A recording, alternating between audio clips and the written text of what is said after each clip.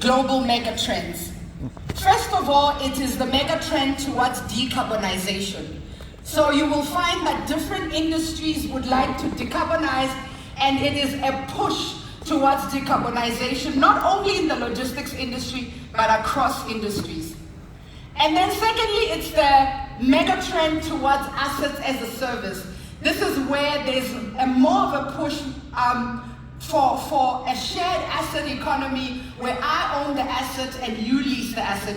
Talk Airbnb, talk Uber, etc., etc.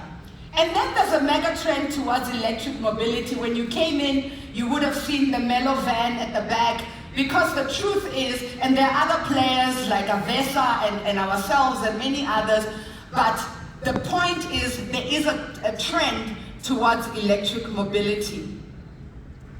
So how did we start? In 2018, actually it was 2017 when we started the research into electric mobility in South Africa.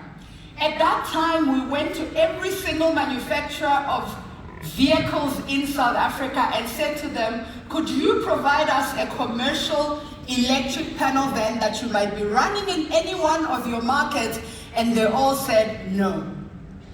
South Africa is not ready for electric mobility.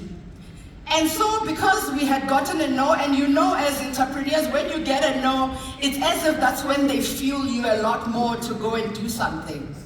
So when they said no, we took a flight to China, to Shanghai, and we went to meet Shanghai Automotive Industrial Company, and that is the first vehicle that we brought into South Africa in 2020. So what have we done in South Africa so far?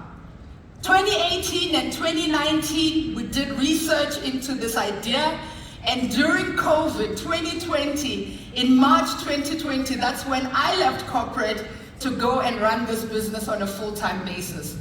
So you can imagine trying to do fundraising during COVID. It's hard enough to do fundraising looking at a person, but can you imagine doing it over a screen? Oh well, and so the story goes on, but at some point we did get funding and we brought the first 5 electric vehicles into the country. So those are the small beginnings that even Smoo was talking about, that we started with 5 vehicles. We wanted to test the market and see whether it works for the South African population, or for South African roads, South African conditions. In the last year, we have commercialized our offering. Woolworths and DSV is one of the clients that we have, but these are just the stats that I want to share with you. In the last year, we have done just over 4 million kilometers in electric vehicles in South Africa. We've had 100% operational uptime, and most importantly, our clients are saving 1 ton of carbon per vehicle per month. Are you gonna clap?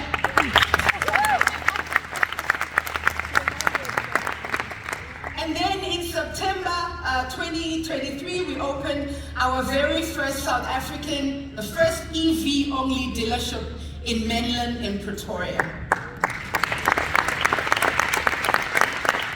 All of that started from 5 vehicles. We started from seeing this solution, sending it out to clients who were willing to be the first guinea pigs almost, testing it, and later I'm going to talk about the lean startup method, where it's you take out your minimum viable product, you test it with your client, you get feedback, and you refine. That is exactly the process which we are following at Everlectric. So there were a couple of lessons that I learned as an entrepreneur, but the first lesson was the one of transitioning from being an employee to an entrepreneur. Do we have anyone who transitioned from being a career person? I see a lot of hands in the room. Yeah. It was hard because it required you to have a different mindset. You see, when you're working for a salary on the 25th, that's when I used to get paid. It was guaranteed, whether I was sick for 2 weeks or not. But now, if I don't invoice, I don't get paid. And it's not just me, it's also the people that I spoke about in the beginning that will not get paid like me. So there was the transition from being an employee to being an entrepreneur, from being somebody who had strategy passed down from somewhere in a strategy unit when I was still at the audit firms or even at the listed insurance company. There was that transition that was necessary. And then the second lesson that I learned was that entrepreneurship is not a straight line. Some days I feel like, woo, it's a great day, like today, because I've got makeup on and I'm not wearing felspinner. And I don't look like my problems, right? And then there are some days where I feel like, oh my goodness, what was I thinking? It was better when I still had a boss. And I'm sure we get those days. And again, what always makes me excited is why we started in the first place. And then there was the lesson of building and maintaining client relationships. You can imagine, I've got business partners, Paul Plummer and Wesley van der Walt. Imagine these three young accountants walking into our first client's office and they're saying, what experience do you have in the fleet management space? And we said, we're just smart enough, we can do it, no experience. It takes a lot of bravery, and I think entrepreneurs are probably a little bit crazy as well, because we are very unconventional. And so you can get a seat at that table, and that is what I've learned as well as a black young woman, that the tables will be open for you and you will get that seat at the table, but when you are on that table, what is the impact that you make? So building and maintaining client relationships also meant that we needed to ensure that our offering is one of quality. And then there's also the building and maintaining the supplier relationships. I told you the story about arriving in Shanghai and approaching one of the top 5 electric vehicle, the biggest globally electric vehicle manufacturers, and saying, we are 3 accountants from Pretoria and we would like to buy your vehicles. And they say, where's your balance sheet? We say, just promise us the vehicles, we will be back. Again, entrepreneurship will need you to have a different kind of proclivity, a different hunger that makes you forget about yourself and say, come what may, I'll make this work no matter what. Thank you. I also learned that it's not just about having a cute widget, making a product that you think is great, but what problem is it solving for your client? I hear a lot of people that say, I made this cool product, and then I ask, but who is your market? And they're like, we will find the market along the way. So every time we pitch to a client, we need to speak specifically to the problem that they have. The next problem was, the next lesson that I learned is every failure and rejection has a silver lining. I think let that sink in a little bit, because when you get that rejection, it's always so painful. I want to ask you a question. How many times do you think we approached bankers, funders for initial funding and we got no's? Just random numbers. 20. 25? 90. Well, the truth is, I stopped counting when I got our 30th no. And how I stopped counting is because every funder I spoke to, you do a pitch, a PowerPoint presentation because you're a good accountant, and an Excel spreadsheet, and I had them in folders, and when I got to 30, I stopped counting. But that didn't stop us. 30 times we got no's. But I'm glad to say that out of those no's, again, we went back to that lean startup method. What was it that the people that were saying no to us, trying to communicate to us, how could we take their feedback and incorporate it into our value proposition in order to get a yes the next time? Well, we've gotten a couple of yeses until now in the last 4 years.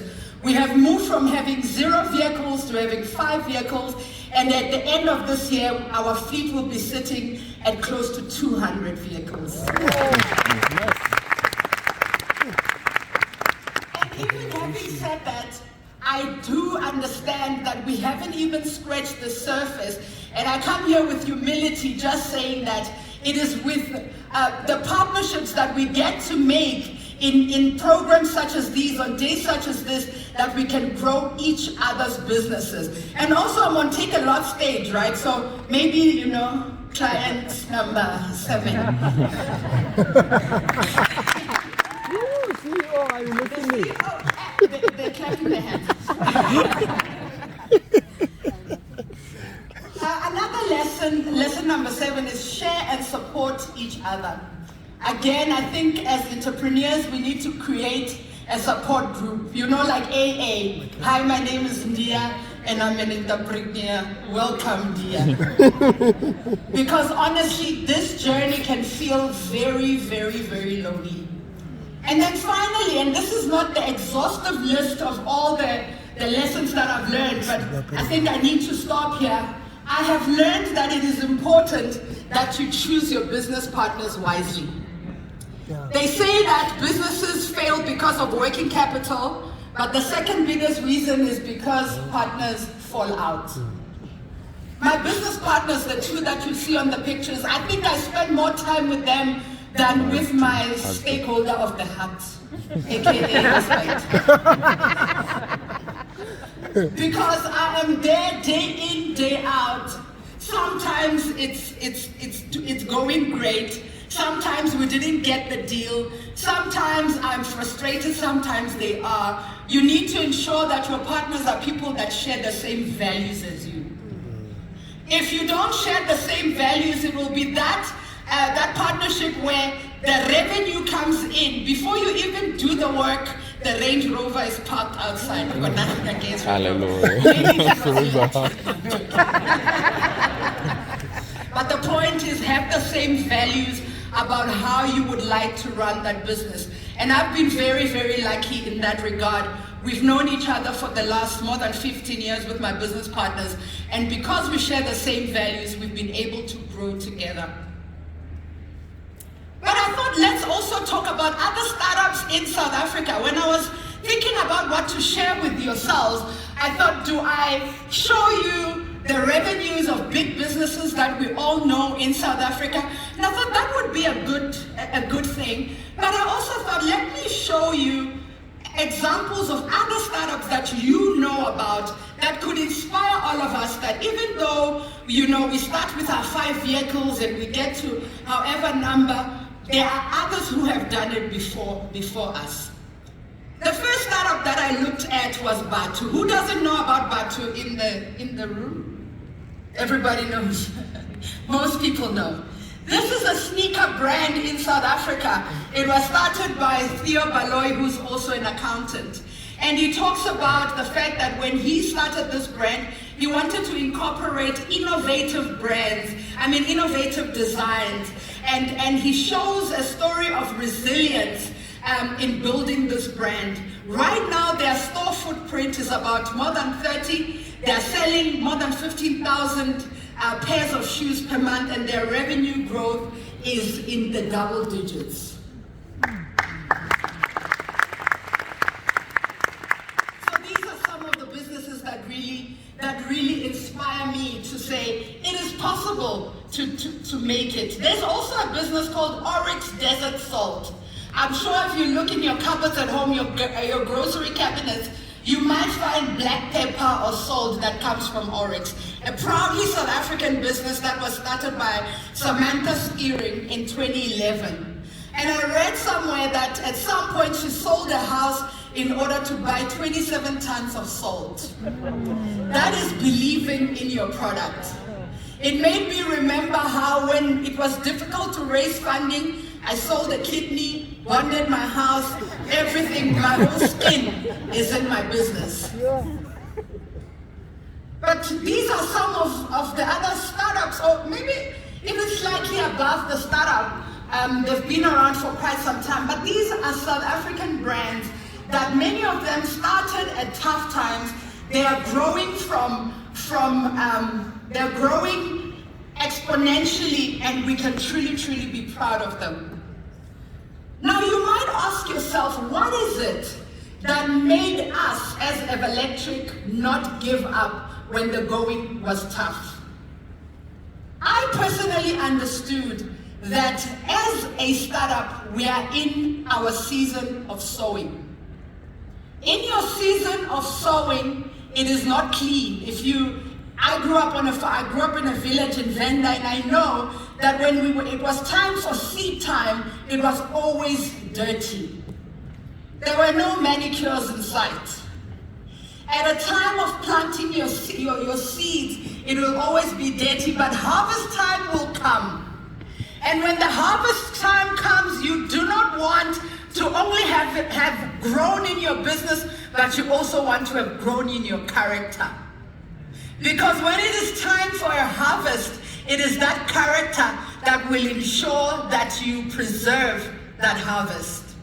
And so if you are in your planting season like us, like me, like you in this room, just remember that seasons do change. These are some of the growth strategies that I want to touch on before I finish. This is the lean startup method that I spoke about. Eric Ries talks about the fact that you have an idea, you build that idea, you produce your minimum viable product, you measure it, you send it out to the market, they give you feedback, you learn, and the wheel goes again. I have seen people who will do one iteration of this and give up. You are giving up before you learn.